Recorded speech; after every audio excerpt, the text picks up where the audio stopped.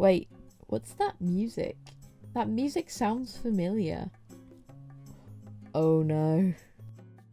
So, back in the bad old days, I was so desperate for content that I would make videos reading aloud my own internet posts.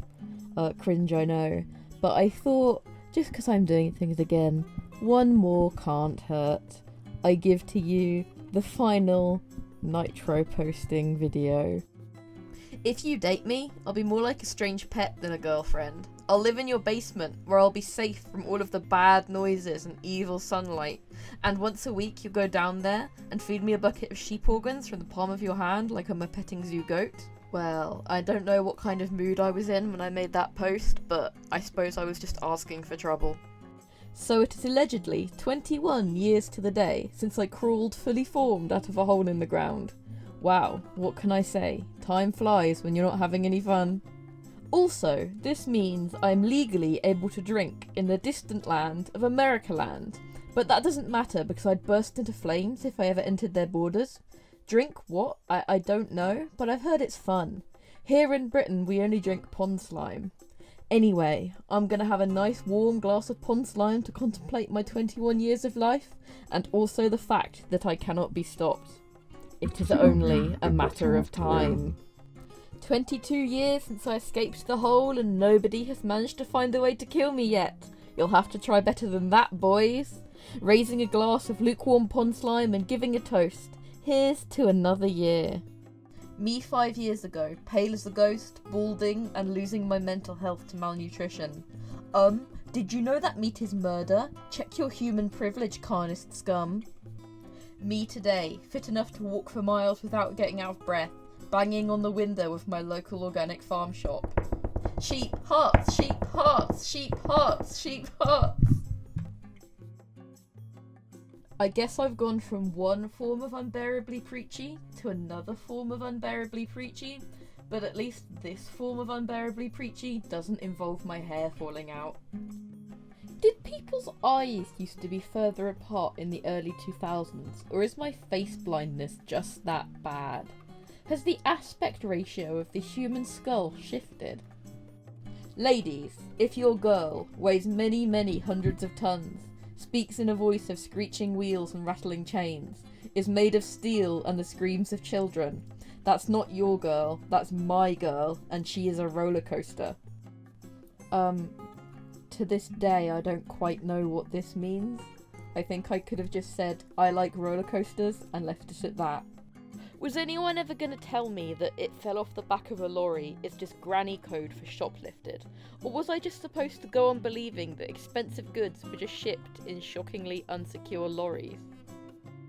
Okay, so if I wrote a fanfiction where my self-insert OC got to go on an adventure with my favourite celebrity and meet my favourite book characters, I'd be called a Mary Sue and laughed off the internet, but if Dante Alighieri does it, it's a literary classic.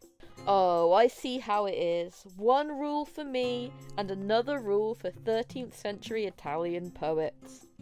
Oh, talking about the bad old days, doing my first year on lockdown, that was a nightmare. Have you ever had to read a Divine Comedy in a weekend while in just a fugue state of absolute terror? Oh. You can't make a 1,000-degree knife by putting it in the microwave. You'll make a 1,000-degree house, and then we'll have nowhere to live. Me to my brother, I don't know where he gets these ideas. My brother asked me how I think I'll die, and without thinking, I just said, face down, in a fountain, trying to steal coins to buy Pokemon cards. Ah yes, have you ever just had startlingly realistic visions of your own death on the day before Christmas Eve?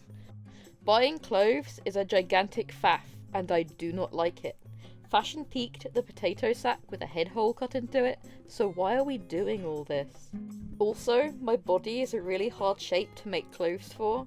I've got the body of a lumpy plasticine goblin made by primary schoolers, which was then animated by a wizard with a particularly sick sense of humour.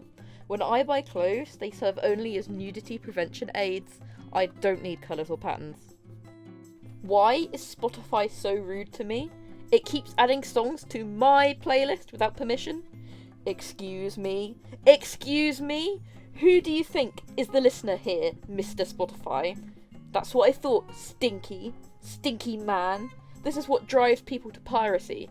YouTube to mp3.com never treated me like this. All I want to do is listen to one number one jam, and that jam is Mr. Brightside by The Killers.